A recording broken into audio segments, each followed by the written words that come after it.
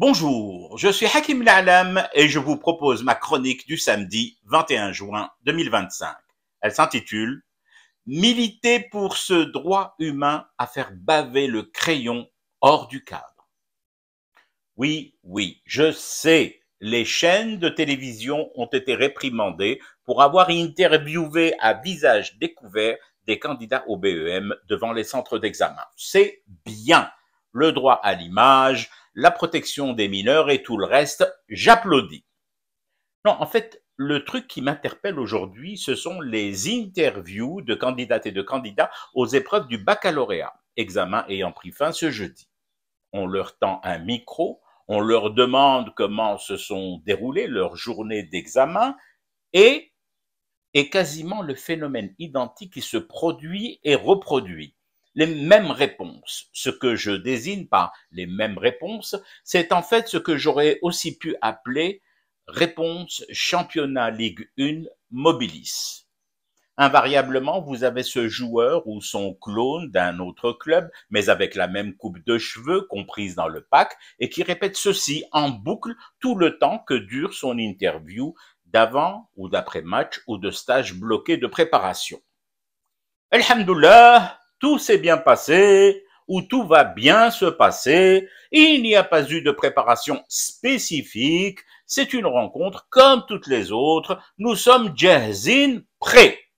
Sans oublier bien sûr la signature sacrée. Inch'Allah ya Rabbi. Attention, je ne chambre pas les joueurs de foot. Et à la limite, je n'attends pas d'un footballeur qu'il me dissèque de manière psychanalytique en mode freudien ou lacanien, selon l'école psy à laquelle il est affilié ou qui sponsorise son club, ses tourments et interrogations existentielles à quelques minutes de taper dans un ballon. Par contre, le même type de réponse, le copyright quasi parfait des réponses du footballeur, cette fois-ci dans la bouche d'un potentiel étudiant, d'un futur universitaire, ça m'interroge quand même un peu.